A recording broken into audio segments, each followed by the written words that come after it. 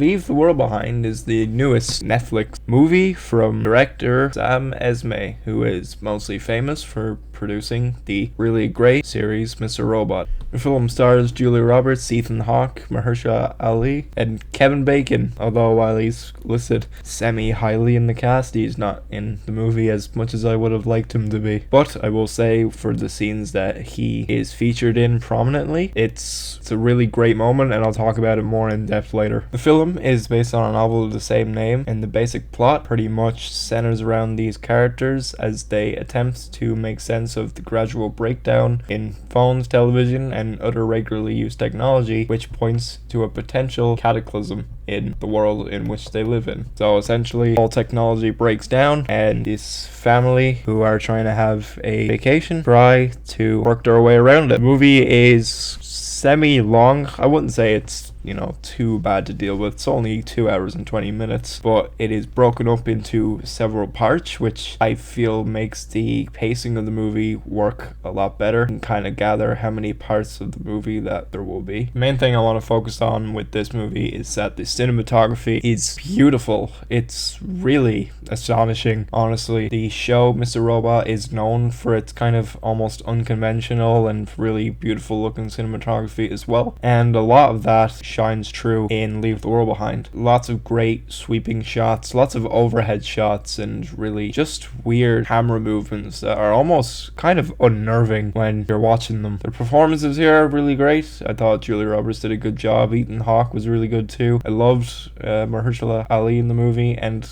like I said earlier, when Kevin Bacon was in the movie, his scene was surprisingly really great. I guess I'll talk about that.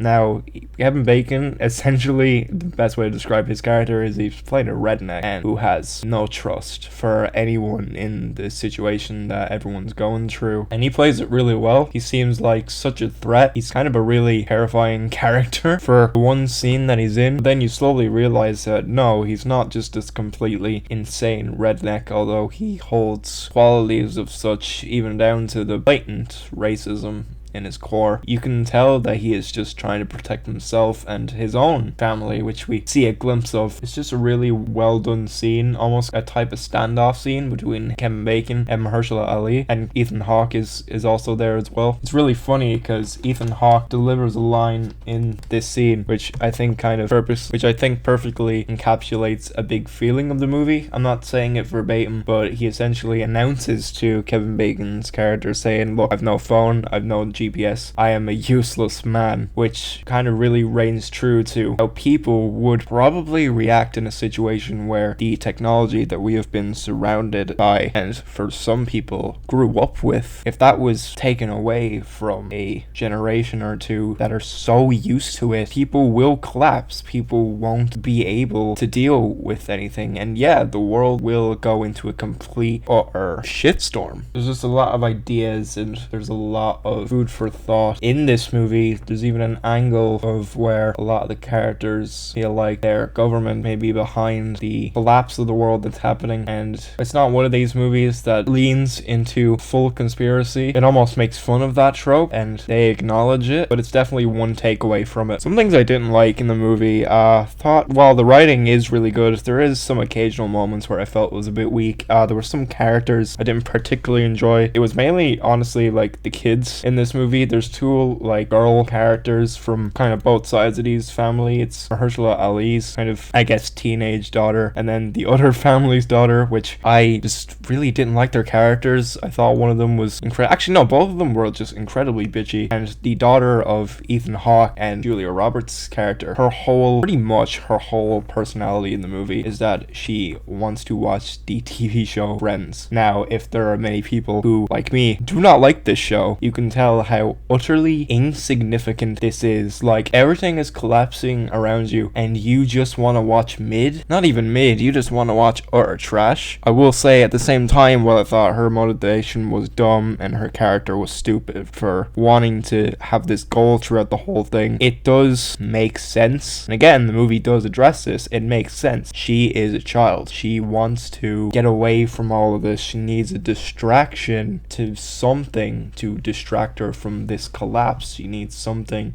to escape reality that's going on around her, which is what inherently entertainment is for. At the end of the movie, this girl comes across a bunker, and there is just a massive shelf full of what on the surface looks like a bunch of TV shows. There might have been movies in there too, but it was mainly TV shows. And I think that image alone just shows the importance of entertainment in trying times. While this movie is 3 years late to this type of theme, I couldn't help but feel like there were a lot of parallels, unfortunately, still to COVID and the whole pandemic thing. Any movie that blatantly has COVID to do with it, if that's like the central plot, I'm really not opting for it, because we don't really need movies about it, especially not this early, like especially not just a year or two after it happened. Now granted, this movie is not inherently about that at all, but there's absolute parallels there where you're thinking, oh, this screenplay could have been written around the time of it going on, and then it only managed to get developed now. But that image of all of the TV shows on this massive shelf in a bunker, which would be used in apocalyptic situations, yeah, it's the message of how entertainment can escape reality and why it's so important. And I guess for the tryhard in my soul, how physical media is really important. I myself have a big fuck off shelf of physical media that is pretty important, and I'm one of the believers that I feel like physical media should be collected, and it still absolutely should be preserved. So it was a nice, touching image to have in the movie. I do feel like the ending was a bit stupid, but I understand why it's there. And while I didn't like the ending completely, I still understand what the message they're going for is. But yeah, overall, it was a pretty good watch. It was surprisingly funnier than I expected it to be, but then again, I remember Mr. Robot having really great comedic moments, really offbeat type of humor, almost kind of dark humor sometimes as well, which is always welcome. I wouldn't say it's an inherently fun movie, but it does have some fun moments in there. I definitely enjoyed it a lot more than I seen other people liking it. There's a lot of people that aren't completely enjoying the movie, and I haven't delved into reasons why. Maybe I'll read up on it more, but I had a pretty good time with it. I'm giving Leave the World Behind 4 stars. Just a really great, thought-provoking, beautifully shot piece of cinema that will leave you thinking about it long, long after you've watched it.